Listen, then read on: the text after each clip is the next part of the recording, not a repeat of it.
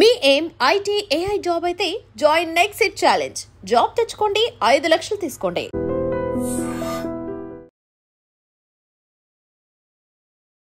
Welcome to I dream. నా పేరు లుంబిని. ఈ రోజు మనతో పాటు హైకోర్టు అడ్వకేట్ శివరావు గారు ఉన్నారు. Let's talk to him. Hello sir. నమస్తే సార్. సార్, ఇప్పుడు ఒక అబ్బాయి ఒక అమ్మాయికి ప్రపోజ్ చేస్తే లీగల్లీ ఏమైనా ఇష్యూస్ వస్తాయా? జస్ట్ ప్రపోజల్ మాత్రమే కాబట్టి ఏం ఇష్యూస్ ఉండవా? ఏం ఇష్యూస్ లేదండి. ప్రతి ఒక్క అబ్బాయి ధైర్యంగా వెళ్ళి తాను ఇష్టపడ్డ అమ్మాయికి ఐ లవ్ యూ అని ప్రపోజ్ చేయొచ్చు. అమ్మాయి కూడా చేయొచ్చు. ప్రాబ్లం ఏమీ లేదు. ప్రపోజ్ చేసి కాకపోతే ఏంటి అనంటే ప్రపోజ్ చేసే క్రమంలో అబ్బాయి అమ్మాయిని తాకడానికి ప్రయత్నించడం కావచ్చు, లేకపోతే అమ్మాయితో అసభ్యంగా మాట్లాడడం కావచ్చు. ఇలాంటివి చేస్తే తప్పు కానీ పోయి ఐ లవ్ యూ అని చెప్తే తప్పేమీ కాదు.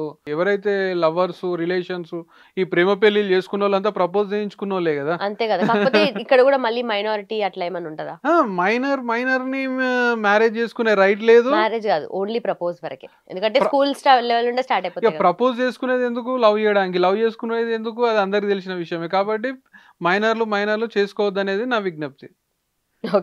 మైనర్లు ప్రపోజ్ చేసుకోవడానికి మేము పర్మిట్ చేయము. కాకపోతే ఏంటి అంటే ఒక మేజర్, ఒక అడల్ట్, ఒక అమ్మాయి కావచ్చు, అబ్బాయి కావచ్చు, ధైర్యంగా వెళ్ళి, మళ్ళీ వినండి, అడల్ట్ ఎవరైనా కావచ్చు, 18+ ఉన్న వాళ్ళు, అమ్మాయి కానీ అబ్బాయి కానీ ధైర్యంగా వెళ్ళి మీరు మీ ప్రేమను వ్యక్తపరచుకోవచ్చు. మీరు ప్రేమించిన వ్యక్తికి ఐ లవ్ యూ అని చెప్పుకునేటువంటి స్వేచ్ఛ ఈ దేశంలో 100% ఉంది.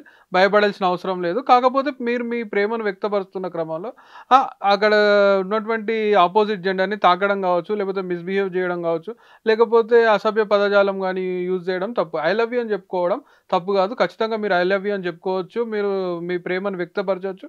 అట్ ద సేమ్ టైం మీ ప్రేమను పొందొచ్చు కూడా. అయితే ఇదే విషయము ఒక అబ్బాయి పెళ్ళైన అమ్మాయికి ప్రపోజ్ చేస్తే లీగలీ ఏమైనా ప్రాబ్లమ్స్ ఉంటాయి? ఒకటి, మన దగ్గర ఎట్లా ఉన్నది అని అంటే మ్యూచువల్ కన్సెంట్ అనే సిస్టమ్ ఉందండి. పెళ్ళైన అబ్బాయి, పెళ్ళైన అమ్మాయి ఎవరైనా కావచ్చు కాక ఏంటి అంటే మ్యూచువల్ కన్సెంట్.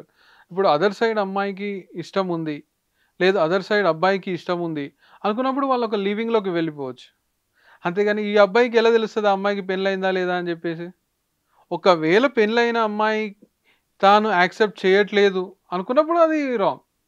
బట్ ఆ అమ్మాయి యాక్సెప్ట్ చేసుకున్నప్పుడు there is no wrong in that. అమ్మాయి కావచ్చు, అబ్బాయి కావచ్చు, నిర్మొహమాటంగా వాళ్ళ ప్రేమను వ్యక్తపరచుకోవచ్చు. వాళ్ళ లివింగ్లో కూడా ఉండవచ్చు. Okay sir, thank you.